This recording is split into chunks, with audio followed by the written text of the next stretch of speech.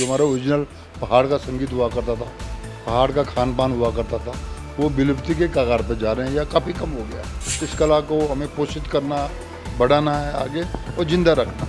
ये कला तभी ज़िंदा रखेगी जब इनकी जेब भरी रहेगी। जो उत्पाद बनाने वाले लोग हैं उनके उत्पादों को मंच देंगे, उनको बिकाने की कोशिश करेंगे योग्यता के अनुसार। जो जैसे पढ़े हैं हम रोज़गार देने की कोशिश करेंगे। कोई भी आदमी इलाज से महरूम नहीं रहना चाहिए, उसके पास इलाज जरूर पहुंचना चाहिए। ये आप इस वजह से पीड़ा न सहें कि आपकी जेब में पैसा नहीं है। नमस्कार, स्वागत है आपका जय भारत टीवी में। मैं हूं आपके साथ आकांक्षा थापा। उत्तराखंड की जो संस्कृति है वो विलुप्ति की कगार पर है। जी हाँ, यहाँ का जो लोक संस्कृति है वो एक तरह से गायब होती आ रही है। यहाँ का खान पान, यहाँ का रहन सहन, हैंडलूम कहिए, सब कुछ गायब होता जा रहा है। अब इसी को उजागर करने के लिए चारधाम हॉस्पिटल जो है उसने एक पहल की है और वो पहल का नाम है देहरादून टैलेंट हंट। जी हाँ, देहरादून टैलेंट हंट के नाम पर ये लोग उत्तराखंड की संस्कृति को बढ़ावा देंगे। तो आज चारधाम हॉस्पिटल के वरिष्ठ डॉक्टर केपी जोशी जी हमारे साथ हैं, जो आपको कुछ बताएंगे देहरादून टैलेंट हंट के बारे में। नमस्कार, स्वागत है सर आपका जय भारत टीवी। एक्चुअली मैं थोड़ा सा करेक्ट कर लूँ। एक्चुअली ये है Uttarakhand talent Hunt, not Dehradun, Uttarakhand talent. इसमें एक्चुअली जैसे आपने बिल्कुल सही कहा कि विलुप्त होती संस्कृति हमारे युवाओं में, हमारे बच्चों में ने अपने संगीत के बारे में, जो हमारा ओरिजिनल पहाड़ का संगीत हुआ करता था, पहाड़ का खान पान हुआ करता था, वो विलुप्ति के कगार पर जा रहे हैं या काफ़ी कम हो गया और इसके दुष्परिणाम हमको झेलने पड़ रहे हैं। तो ये संगीत जो है पारंपरिक जो वाद्य यंत्र होते हैं हमारे, ढोल, नगाड़े, रणसिंगा, मस्की, ये हमने उनका पूरे उत्तराखंड के हम हर ज़िले से प्रत्याशी लेंगे और फिर उन प्रत्याशियों को हमारा एक जज का पैनल है वो यहाँ बुलाएगा देहरादून में। और अगले महीने की 23-24 तारीख को, शनिवार इतवार को हम उनका प्रस्तुतिकरण कराएंगे। हम अपनी जनता को, अपने लोगों को, अपने देश के लोगों को ये बताना चाहते हैं कि उत्तराखंड में देखो ऐसे ऐसे मास्टर बैठे हुए हैं और हर गांव में ऐसे ऐसे ढोल और ये मस्की बजाने वाले हैं कि आप उनका प्रदर्शन देखेंगे तो आप भी दंग हो जाएंगे। तो पहला फेज हमारा ये है इसी प्रोग्राम में 23 और 24 तारीख को। और दूसरा हमारा क्या है इसी प्रोग्राम में कि हम जो लोकल स्तर पे जो हमारे उत्पाद बनते हैं, जो हाथ से जो हाथ के शिल्प के जो उत्पाद हैं, उसमें हमारे कई बच्चे हैं जो ये काम कर रहे हैं और कई महिलाएं ये काम कर रही हैं। तो उनको हम एक मंच दिलाना चाहते हैं। तो हमारी प्रतियोगिता जो उत्तराखंड टैलेंट हंट है वो 2 पार्ट में है। पहले पार्ट में पारंपरिक जो वाद्य यंत्र है उनका प्रदर्शन होगा। उनको हम माननीय सीएम साहब के सामने उनको सम्मानित करेंगे। उन लोगों को हम चाहते हैं कि ये कला दूसरी पीढ़ी में जाए और हमारे बच्चे जो है इस चीज़ को समझे, देखें कि हम कितना धनी हैं इस कला के। इस कला को हमें पोषित करना, बढ़ाना है आगे और ज़िंदा रखना। ये कला तभी ज़िंदा रखेगी जब इनकी जेब भरी रहेगी, जब इनका पेट भरा रहेगा। तो उसमें हम इसको रोज़गार से जोड़ने की कोशिश कर रहे हैं ताकि उन्हें साल भर कुछ ना कुछ पैसा मिलता रहे और वो कला पे ध्यान दे सकें।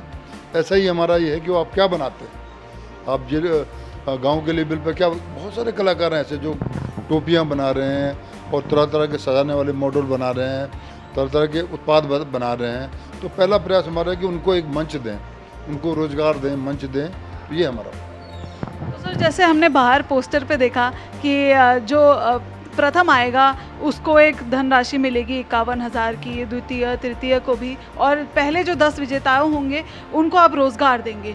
और हमने वहाँ पे ये भी देखा कि आप लोग रोज़गार भी इस मंच के द्वारा देंगे।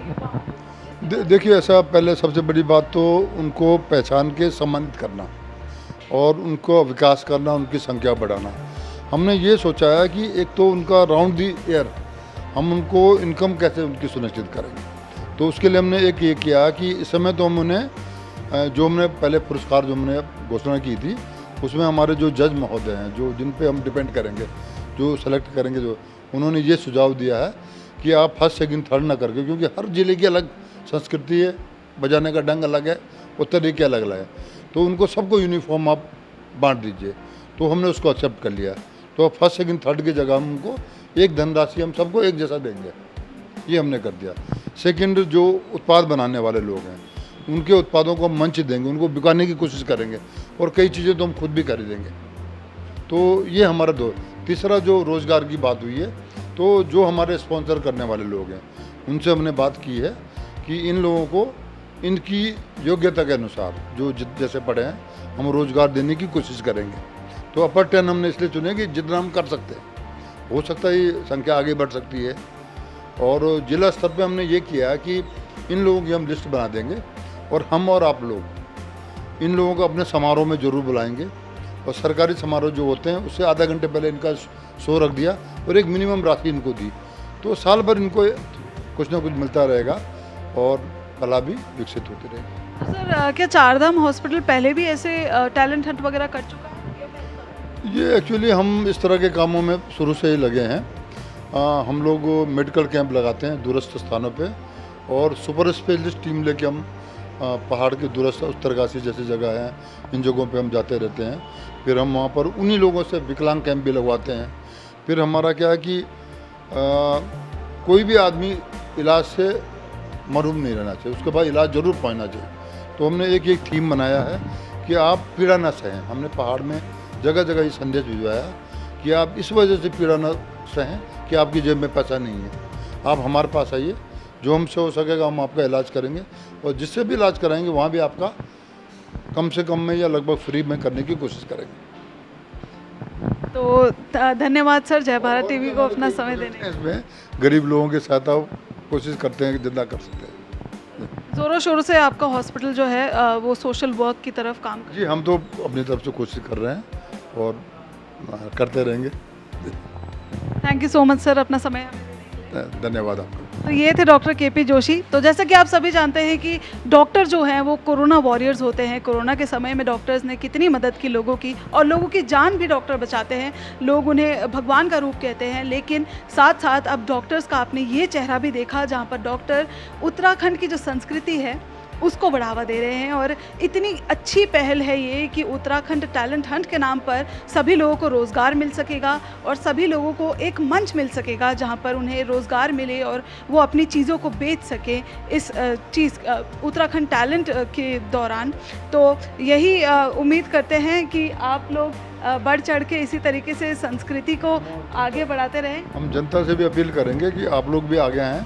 जो सक्षम लोग हैं वो तो ये सब चीज़ें कर सकते हैं। आपने अच्छा याद दिलाया कोविड पीरियड का।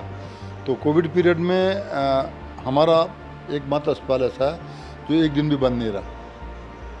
पूरे कोविड पीरियड में 2 लहरें आई, एक दिन भी हमारा अस्पताल बंद नहीं रहा। और हम जितना कर सकते थे मैक्सिमम हमने उस पर करने की कोशिश की। और हमने एक ट्रीटमेंट प्रोटोकॉल जो बनाया था वो बेहद ही सक्सेसफुल रहा। वो हमने फिर सरकार को भी भेजा है, तो उससे काफ़ी लोग जो है ठीक हुए हैं और ऑक्सीजन पे जाने से, आईसीयू में जाने से बचे। बहुत ही अच्छी बात बताई आपने कि कोविड के दौरान ये हॉस्पिटल बिल्कुल भी बंद नहीं रहा। 2400 घंटे सर्विस दी है सारे डॉक्टर्स ने। तो जैसा कि आप जानते हैं कि डॉक्टर्स का फ़र्ज़ तो है ही लोगों की ज़िंदगी बचाना, लेकिन उत्तराखंड की कला और संस्कृति को भी यहाँ के डॉक्टर्स संजो रहे हैं। तो कैमरामैन प्रदीपेश के साथ मैं आकांक्षा थापा, जय भारत टीवी। आप देख रहे हैं जय भारत टीवी।